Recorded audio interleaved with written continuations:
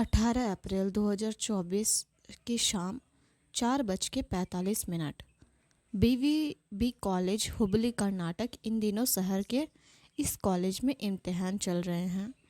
करीब 2 महीने तक टाइफाइड से मुकाबला करने के बाद 24 साल की एमसीए स्टूडेंट नेहा हिमरेत इस रोज़ अपने एग्ज़ाम के लिए पहली बार कॉलेज आई थी। उसने एग्ज़ाम दिया भी और एग्ज़ाम सेंटर से बाहर निकलते के फ़ौरन बाद उसने फ़ोन पर अपनी माँ से बात की। यहाँ तक सब कुछ ठीक ठाक था, लेकिन फ़ोन रखने के बमुश्किल 5 मिनट बाद कुछ ऐसा हुआ कि सिर्फ हुबली या आसपास के इलाके ही नहीं बल्कि पूरा कर्नाटक ही दहल गया। उस वाक़ये की तस्वीरें कॉलेज में लगे सीसीटीवी कैमरों में कुछ यूं कैद हो गई। नेहा एग्ज़ाम सेंटर से बाहर निकली थी, तब तक एक लड़का अचानक उसके सामने आ गया और उसने नेहा से कुछ बात करने की कोशिश की, लेकिन नेहा शायद इसके लिए तैयार नहीं थी। वो पीछे हट रही थी।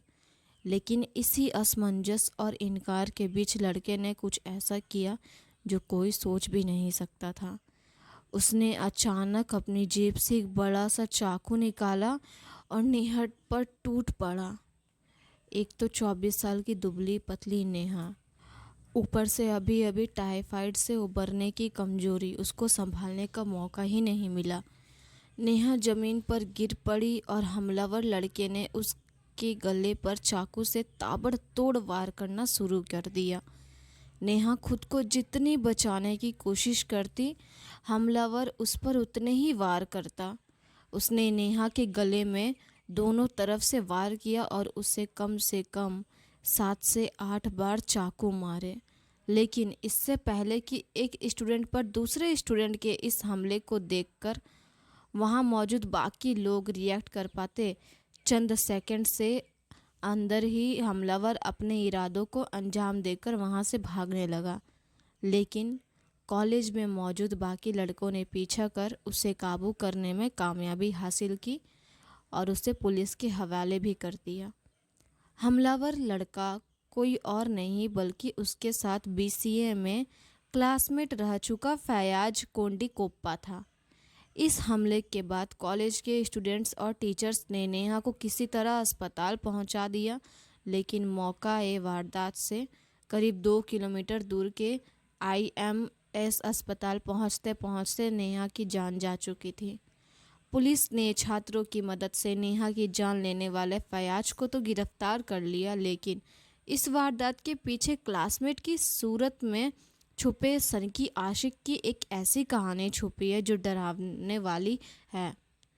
नेहा के पिता निरंजन हिरेमत हुबली धारवाड़ नगर निगम में कांग्रेस से पार्षद हैं। सियासी तौर पर अपने इलाके में काफ़ी एक्टिव है। हिरेमत परिवार ने पुलिस को बताया कि फैयाज उनकी बेटी नेहा को पिछले कई महीनों से काफ़ी परेशान कर रहा था। वो नेहा से दोस्ती करना चाहता था, लेकिन वो इसके लिए तैयार नहीं थी।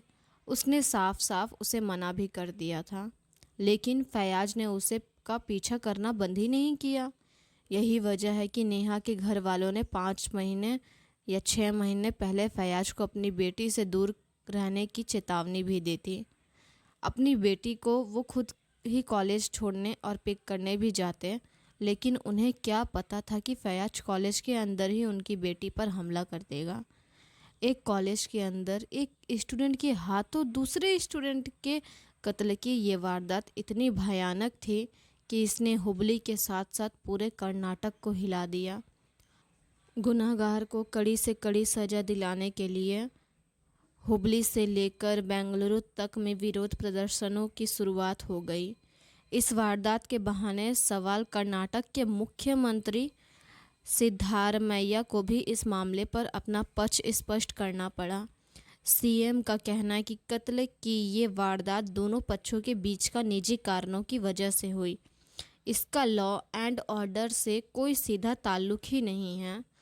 पुलिस सूत्रों की माने तो आरोपी फैयाज मूल रूप से कर्नाटक के बेलगावी जिले के सवादत्ती का रहने वाला है। उसके पिता एक सरकारी स्कूल में टीचर है। 6 महीने पहले वो अपने इम्तिहान में फेल हो गया था। इसके बाद से उसने कॉलेज